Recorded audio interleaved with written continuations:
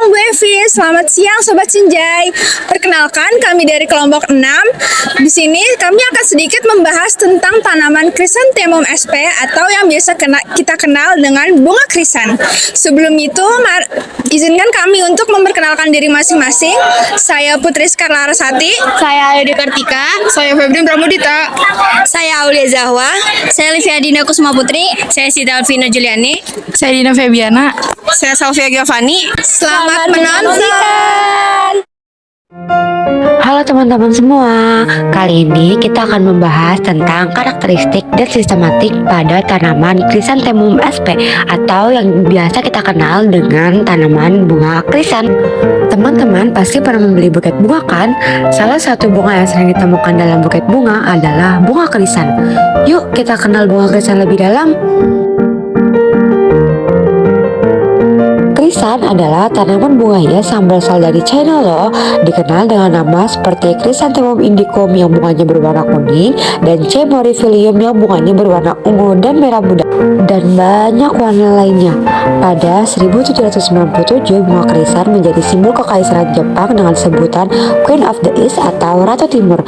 Krisan menyebar ke Eropa sejak tahun 795 dan mulai dikembangkan secara komersial global sejak 1940. Di Indonesia, daerah produksi utama krisan meliputi Cipanas, Sukabumi, Lembang, Bandung, dan Brastagi yang berasal dari Sumatera Utara. Saya akan menjelaskan tentang klasifikasi bunga krisan. Yang pertama, bunga krisan memiliki kingdom Plantae dengan divisi Spermatophyta, subdivisi Angiospermae, ordonya Compositae, familinya Asteraceae, dan genus Chrysanthemum, lalu spesiesnya Chrysanthemum sp. Morfologi bunga krisan. Yang pertama ini ada morfologi akar.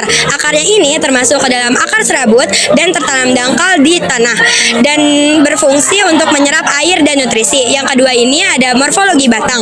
Biasanya batangnya berbentuk tegak, berwarna hijau ketika masih muda dan berwarna coklat ketika sudah tua. Dan akarnya ini biasanya bercabang-cabang.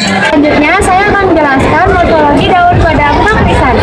Daun pada bunga krisan memiliki warna hijau, memiliki bentuk oval hingga menjari, dan memiliki sela bergerigi atau berbagi. Lalu, tekstur pada daun bunga krisan memiliki tekstur yang kasar. Teman-teman, berbagi dan bergerigi itu akan kasih contoh di sini. Kita masuk ke morfologi bunganya. Bunga ini merupakan bunga majemuk atau inflorescens yang memiliki banyak bunga kecil di kepala bunganya atau capitulum.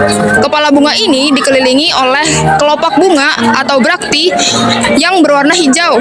Bunga krisan ini juga memiliki dua jenis bunga, yaitu ada bunga tabung yang berada di bagian tengah atau disc florens dan bunga pita yang berada di bagian tepinya atau ray florens. Bunga krisan juga memiliki warna yang beragam, ada merah, kuning, putih, ungu, hingga merah muda.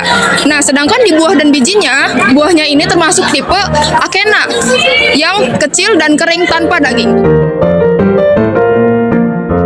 Selanjutnya ada manfaat bunga krisan bagi manusia.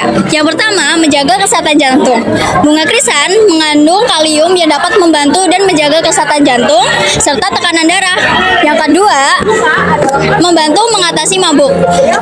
Minuman teh bunga krisan dapat membantu meningkatkan metabolisme alkohol sehingga alkohol dapat dipecah dan dikeluarkan dari tubuh.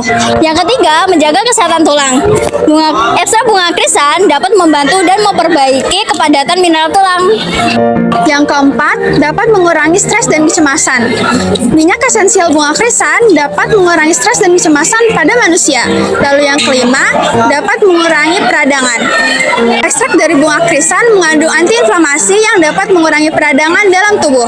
Lalu yang keenam, dapat mengatasi permasalahan kulit seperti iritasi, eksim, psoriasis, dan juga kemerahan.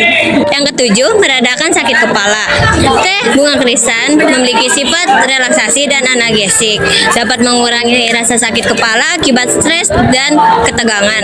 Yang kedelapan, meredakan gejala flu. Kandungan vitamin B, polifenol, dan flavonoid pada bunga krisan dapat meningkatkan imun tubuh, meredakan demam, dan mengurangi gejala flu seperti hidung tersumbat. Nah, yang selanjutnya adalah manfaat bunga krisan untuk lingkungan. Seperti bunga-bunga pada umumnya, manfaat bunga krisan itu salah satunya sebagai tanaman hias. Nah, Lia, cantik bukan? Selanjutnya bisa juga sebagai untuk pengendali hama. Di dalam bunga krisan terdapat suatu senyawa yang bernama pesitrin. Pesitrin itu suatu senyawa organik yang dapat juga digunakan sebagai insektisida alami. Nah, yang kedua itu untuk membunuh racun yang ada di udara. Bunga krisan ini juga dapat membunuh zat-zat berbahaya seperti benzena, amonia, formaldehida, dan juga silen. Nah, manfaat lainnya juga bisa juga sebagai untuk bahan teh herbal dan juga obat tradisional. Jadi kesimpulannya adalah bahwa tanaman ini termasuk dalam famili Asteraceae dan dikenal karena bunga majemuknya berwarna kuning atau putih. Tanaman ini tumbuh di daerah beriklim sedang hingga tropis dan sering dimanfaatkan dalam pengobatan tradisional, terutama sebagai antiinflamasi dan antipiretik. Selain itu, C. indicum juga memiliki nilai ekonomi dalam bidang hortikula dan sering digunakan sebagai teh herbal. Secara sistematik, tanaman ini diklasifikasikan dalam ordo Asterales dan genus Chrysanthemum, menunjukkan hubungan kekerabatannya dengan spesies lain dalam keluarga yang sama. Sekian video dari kelompok kami, semoga bermanfaat. Wassalamualaikum warahmatullahi wabarakatuh.